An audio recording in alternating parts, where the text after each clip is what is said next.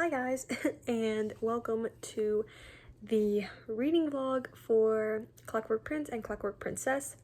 If you watched my part 2 of, or day 3 and 4 of the reading rush, you'll know that I didn't finish Clockwork Princess Clockwork Prince or Clockwork Princess during the reading rush, and I said I was going to do a vlog for them. So I'm doing a vlog. This is the start of my vlog. I'm filming this like right after I just filmed the last clip of my reading rush vlog because it's over. The day has finished and the reading rush has finished, but I wanted to start my reading vlog for Clockwork Prince and Princess. So I'm at page 200, or at 204 technically, and this is obviously going to be a very spoiler-filled vlog, so if you haven't read them yet, I recommend not watching this or coming back after you've read it.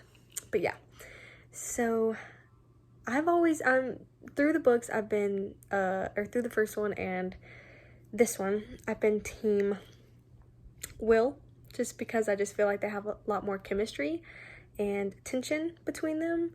But I'm at page 204, and Jim and Tessa kissed, and you know, things escalated, and I'm having very mixed feelings because I thought 100% I'd be team Will, and I kind of just thought her and Jim should just be friends, and they had that type of friendship because Jim has really been like a rock for her to lean on, and I didn't think that she really saw him in any way different than that, but I guess I was wrong.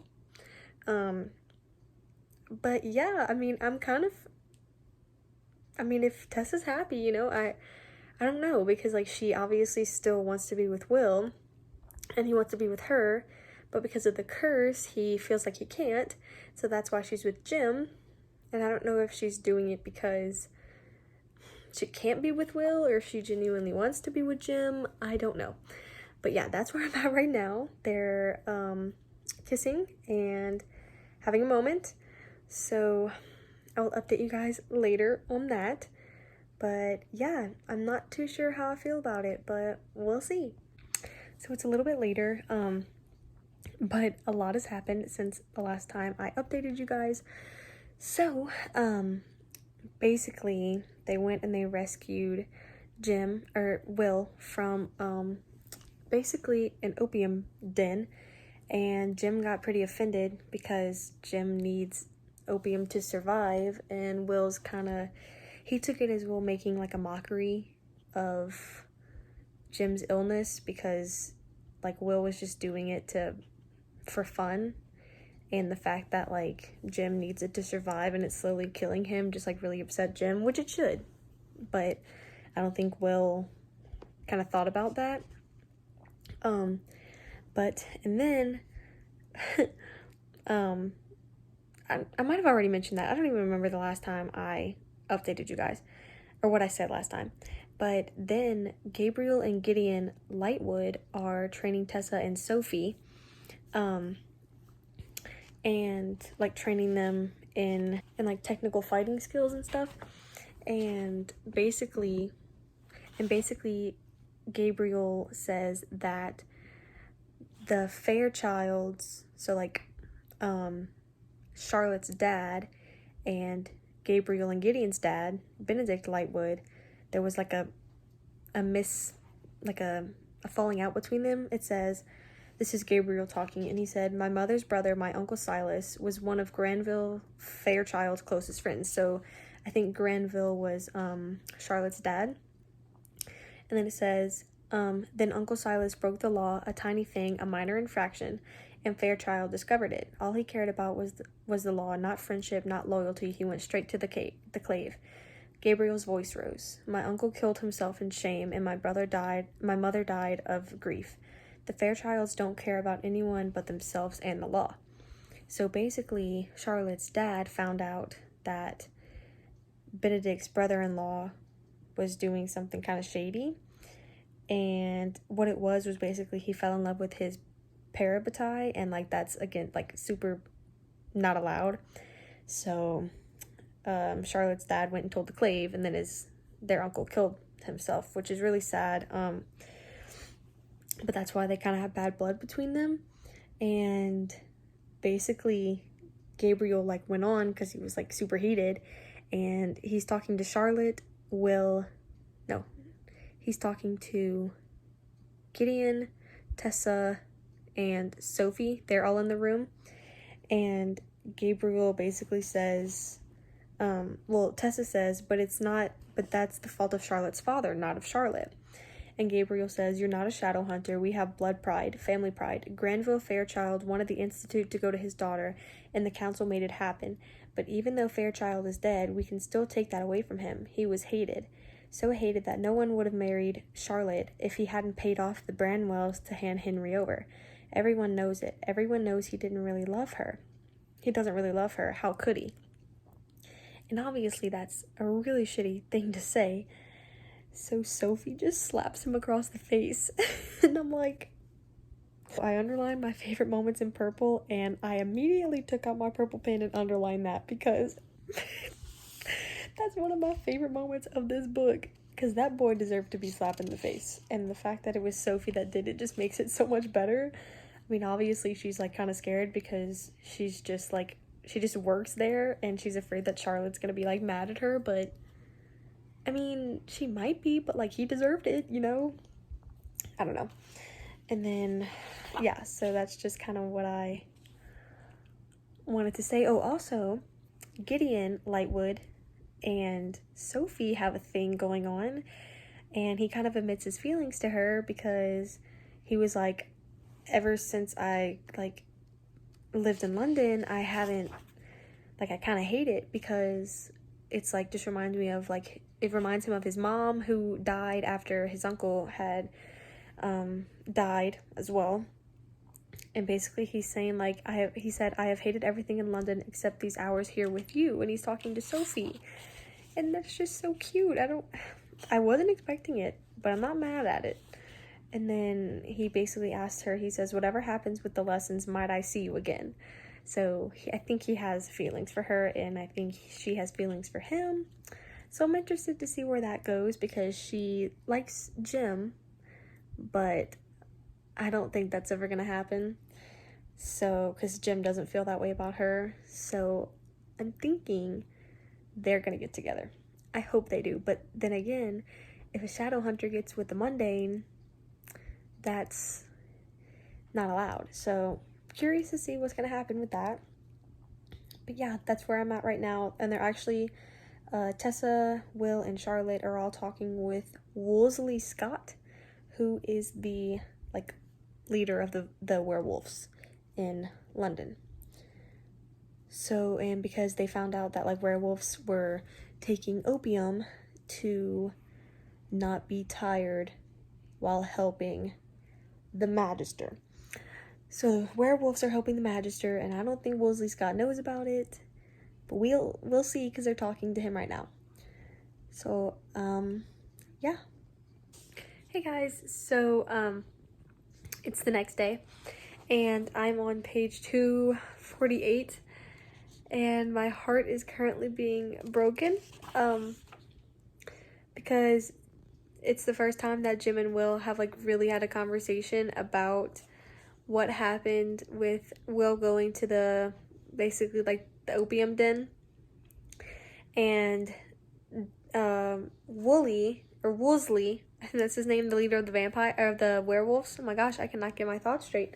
The leader of the werewolves basically said like, I hope they don't run out of opium, because then Will would have to basically buy it from the Magister, and they don't want to have to do that, but like it's the only way that Jim can survive.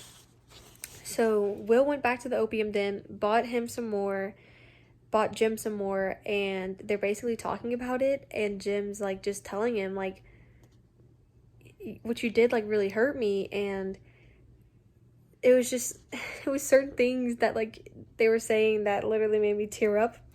But Jim says, you hurt everyone whose life you touch.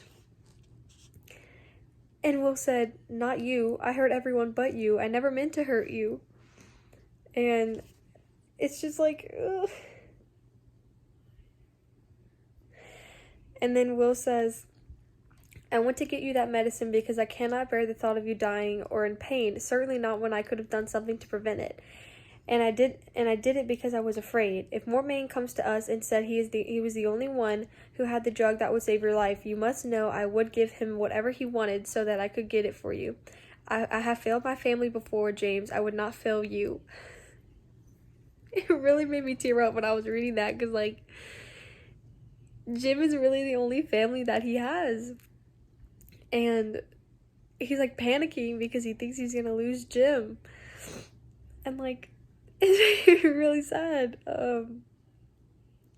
Yeah. I'm really about to cry.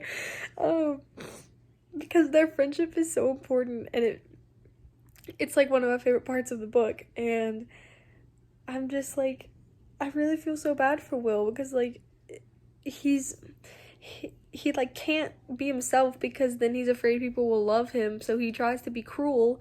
But the one person he never meant to hurt was Jim, and like he hurt Jim, and I feel bad for Jim because I'd be hurt too, and it's just like really sad. I'm sure they work it out. But yeah, that was making me really upset. So I just wanted to share, but I hope it's gonna be okay. Well, we just found out that Jessamine is in cohorts with Nate. Sophie found a letter or an invitation to a masquerade ball from Benedict Lightwood, like that Benedict Lightwood is hosting, and on the back of it was a note to Jessamine from Nate, basically saying like, I can't wait to see you, wear that dress you know that I like. And so they were going to meet up at the masquerade ball, but Sophie found the letter and Jessamine saw her with it. So Jessamine went to grab the letter from Sophie, and Sophie hit her on the head with a mirror and knocked her out. Sophie is really ranking up there for me. I really like Sophie. She's a good character, and she knocked out Jessamine, and Will's reaction to it was like the funniest thing. But he was actually really sweet to Jessamine, because she was afraid that she was going to get fired if Charlotte found out, and he was like, if Jessamine is in cohorts with Nate, then that means that she's probably helping the Magister, and that means she's a traitor, so you're not going to get fired, Sophie. So that was really sweet of Will to do, but crazy. And so basically Tessa's going to have to shapeshift into Jessamine, and we shall see. She's going to attend the ball with Will, because it's a masked ball. And yeah, they're going to try to go figure out what's going on. So Tessa and Will are at the party, at the ball, and basically Tessa is dancing with her brother, but obviously she looks like Jessamine, so he doesn't have a clue that it's actually Tessa. And basically we found out that Jessamine has been giving information to the Magister and Nate about what's going on in the Institute, and she's basically betraying the people in the Institute. Well, she is betraying people in the Institute. And then we find out that Benedict Lightwood is into demon women. Cute. Very interested to see where this is going to go. This chapter is like 30 pages long, so something's going to go down. I'll update you guys when I find out what it is, but yeah. So much is happening. I'm so shook right now, but they're still at the masquerade ball, and basically Tessa found out that Jessamine planted the Book of Light in Tessa's room so that they could get her arrested for having possession of like a dark magic artifice, and they want to get her arrested. So the Magisters and Nate's plan is to get Tessa arrested and bring her to the Silent City, but Benedict is going to get her and take her to the Magister. And then we just found out that Jessamine and Nate are married. I'm so shook. When did they get married? I'm just, because I thought he was just using her for, like, I don't know, information, and now they're married, so yeah, we'll see what happens. So I just got to page 293, and my little Team Wessa heart,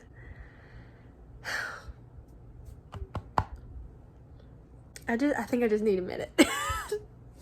Oh my gosh, I'm so happy for them.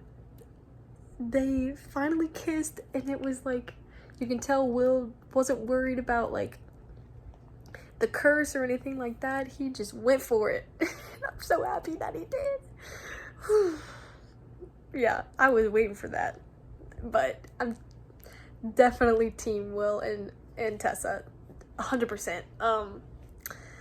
Yeah, but then Magnus Bane broke them up, and I'm about to figure out what he's gonna say, so we'll see. Okay, so I just got to chapter 13, and a lot happened. So after Magnus walked in on them kissing, he basically said that the lemonade that they were drinking had like some sort of magic in it that made them do things they wouldn't otherwise do. So, but still, they wanted to do it. And they were like walking to the carriage to leave, and a group of demons had walked by, because there was demons at the party, because Benedict Lightwood apparently likes to deal with demons. And Will recognized a blue one and like darted after him and like grabbed him and was like fighting with him. So that must be the demon that cursed him. Crazy. Wild. Yeah, so, and that wasn't resolved whenever I just ended the chapter. But I'm probably gonna go bathe, but I'm very curious to see what's gonna happen. I hope he gets his curse lifted, because if not, I'm probably gonna cry. But yeah, I'll keep you guys updated, and I'll see you guys soon. Hey guys, so basically, they got back from the party, Will and Tessa did, and Will went straight to Magnus's because he actually has the demon that cursed him. They got in a fight and he bit him. The demon bit Will and left a tooth in Will's arm. So he wants Magnus to use the tooth to summon the demon, therefore getting rid of the curse. But Tessa got back and basically woke up Charlotte, and Charlotte got Brother Enoch to get the mortal sword, and they put it on Jessamine's hands and basically makes her tell the truth. So they're like interrogating her, saying like, why did you betray us? Like, what did you learn? Blah, blah, blah, blah. And Tessa basically asks if Nate told Jessamine what Tessa was, because Tessa still doesn't know. And Jessamine said, he said that your father was a demon and that your mother was a shadow hunter. Which is crazy, because Tessa had asked Will on the way to the party, like, if there had ever been a case where a shadow hunter and a demon had a child, and he said that they were all stillborns. So I guess she's the one exception. Very curious to see what happens and like how that happened and how Mortmain had something to do with it. And also Tessa learned at the party that she is apparently immortal. So that's going to be fun to delve into. I'm excited to read about that as well. But yeah, that's where I'm at. And I'm sure it's only going to get crazier. So yeah. So Sophie went to go meet with Gideon because I'm sure he had asked her to go like on a picnic, I think they were going. And she told him that she can't see him, but I think it's because obviously his father is into demons and is basically conspiring with the Magisters, so she has to tell him that she can't see him. So that's sad, because I think he actually genuinely did like her. But yeah, I don't know. We'll see. I'll see if anything comes from that. So apparently Gideon didn't know anything about his dad's wrongdoings until the night of the party, and I genuinely believe him. I mean, I think he seems genuine enough to Sophie about it. I hope that they work out, because I do think that they would be good together. But it does suck about his dad and his family, because, like, you know, he's kind of evil. So his dad's evil, so I don't know, I guess we'll see what's gonna happen. But yeah, not sure. But they're also going to Jim and Tessa are going to this silent city, because they are going to try to talk to Jessamine and, like, get her to give them some clues so they can meet up with Nate and capture Nate. So we'll see how that goes. So I just got to page 350 tonight, and I think that's where I'm gonna stop. But basically, on the way to the silent city, Jim and Tessa kissed, and it's honestly frustrating me. Like, I knew it was gonna happen, but because I just know that it's not gonna end well, because the night before she kissed Will, and, like, obviously I know she has feelings for both of them, and neither of them know about the other, so it's just, I don't know, it's gonna be interesting to see when they find out. I'm not sure how to go, but they got Jessamine to write the letter to meet with Nate, and so I'm sure we're gonna find out how that's gonna go soon. But I'm going to bed for now, and I will start reading again in the morning.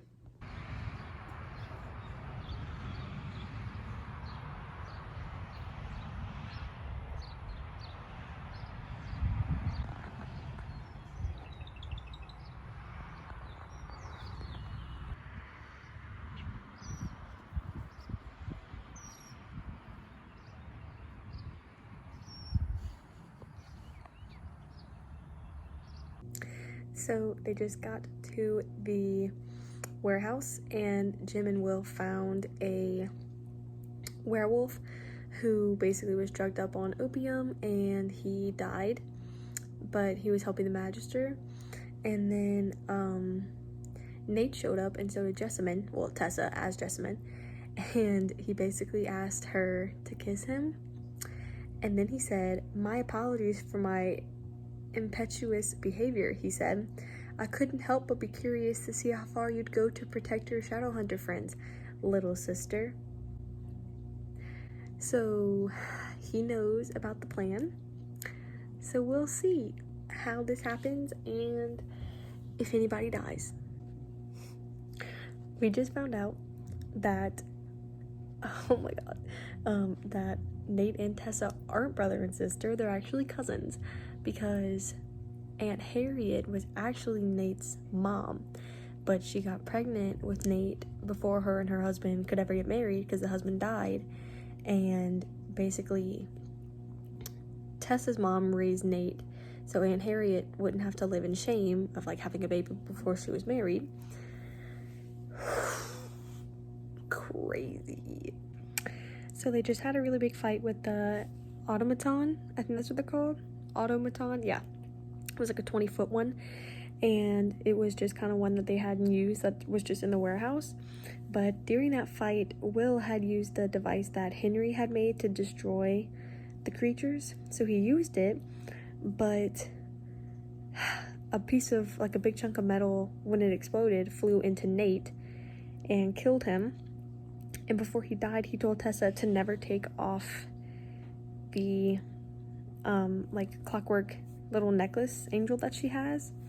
So I'm sure that's going to come into play very soon, as to why it's important.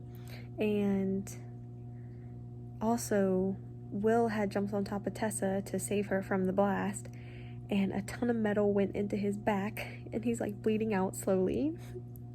And I'm trying not to cry because he's my favorite character.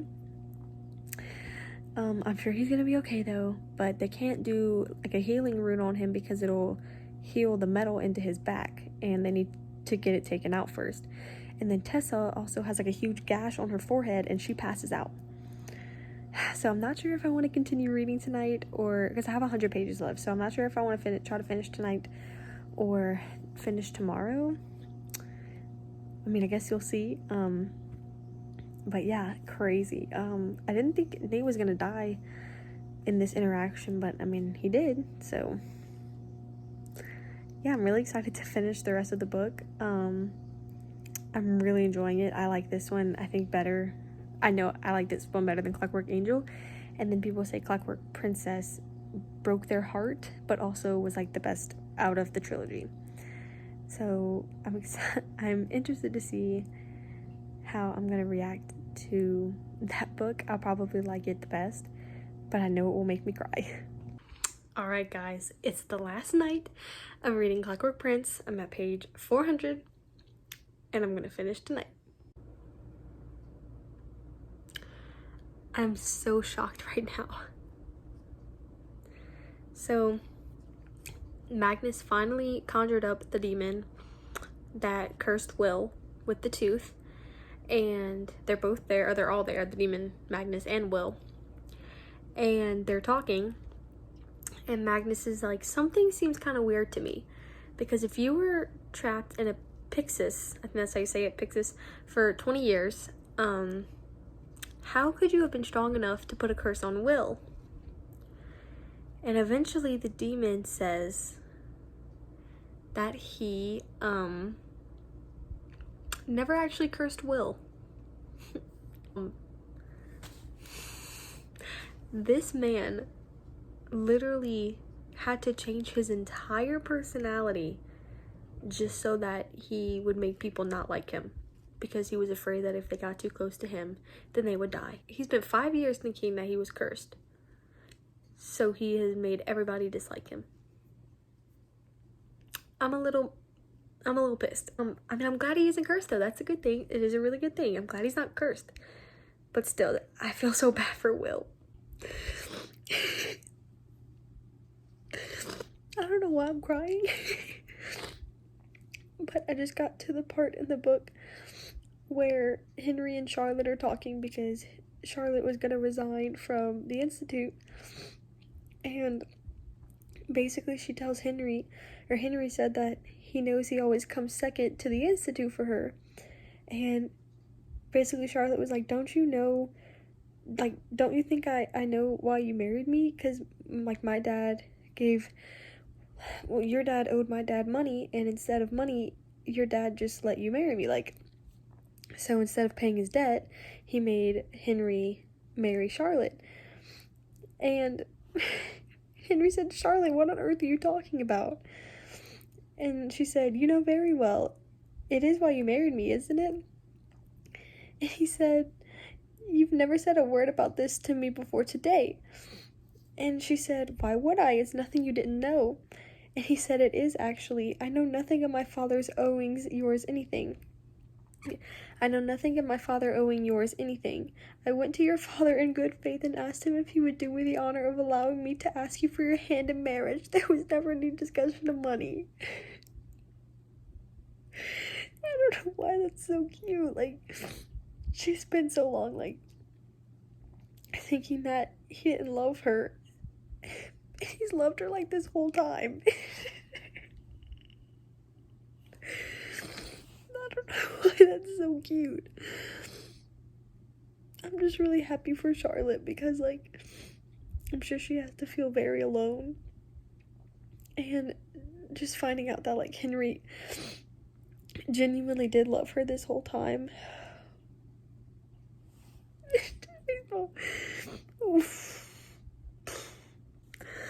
I'm really out here bawling.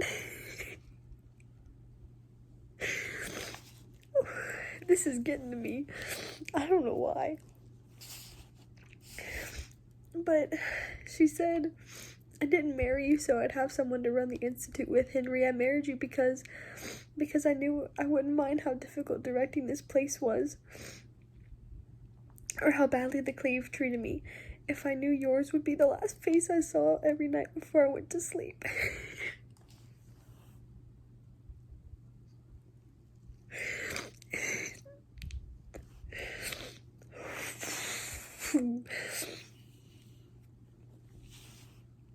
Oh, this is getting to me.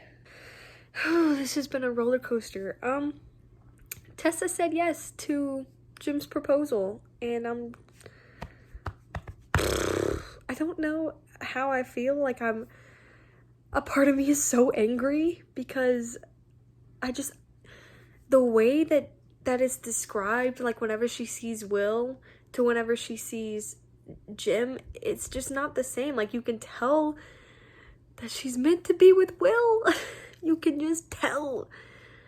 Because with Jim, she says, like, you know, she feels safe and loved and protected. But with Will, it's like, there's just so much chemistry, and you can tell that they are soulmates. They're soulmates. But then again, like, I don't dislike Jim. Like, I like Jim. And that's what I'm so conflicted about. Like, I'm happy for Jim because I know he loves Tessa, but I just don't think that Tessa loves Jim the way that Jim loves Tessa. That's just my opinion. I don't know. I'm very lost right now.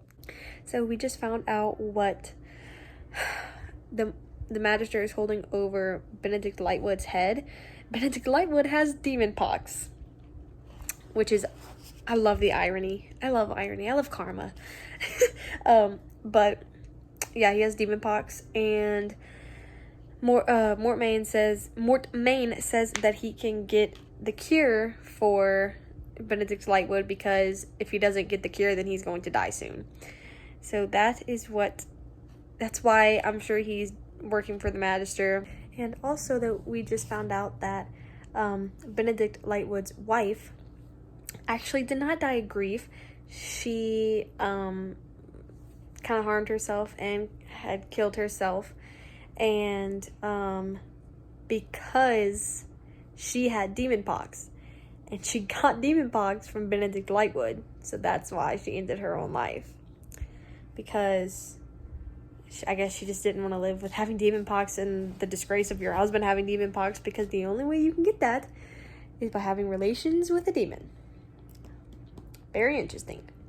So Will, Tessa, and Charlotte all went to Benedict Lightwood's house.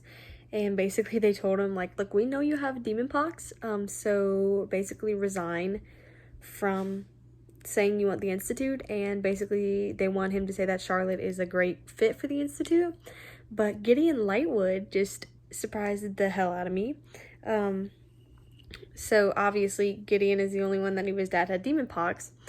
And so Benedict says, you told them you betrayed me. And he's talking to Gideon. And Gideon said, I did, and I would do it again.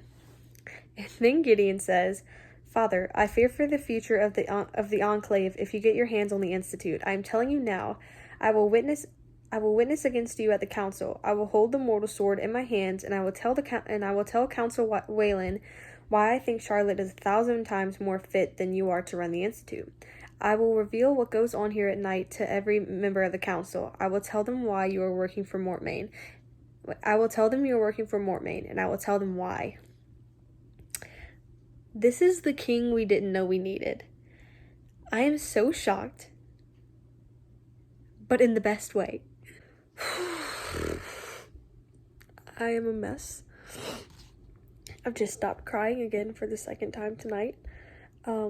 But I just got to the part where Will basically tells Tessa that he's in love with her and about the curse, and now that they can be together. And then she tells him about how Jim proposed and she said yes.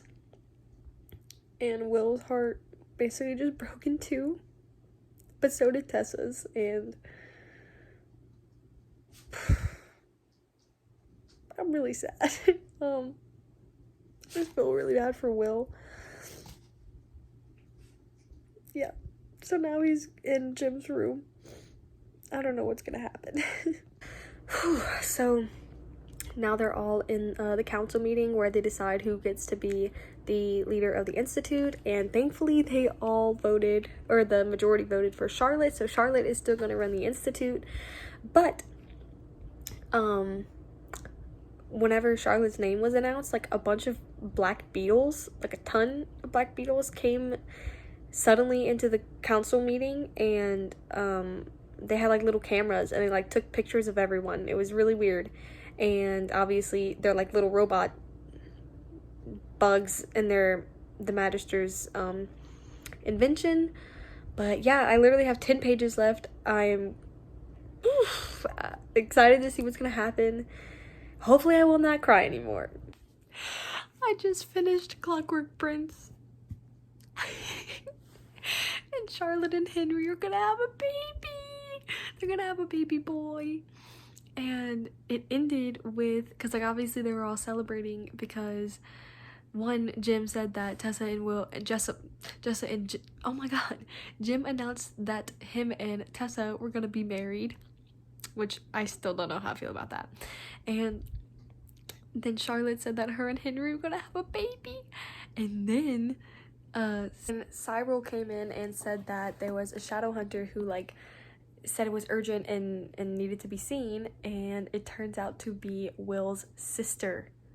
So Cicely Herondale has officially joined the party. I cannot wait to start the third one. I literally think this is my favorite series of all time. I'm in love with it. I'm in love with the characters. I'm in love with the world. I love this series. But I have heard that the third one is going to rip my heart out. So we'll see.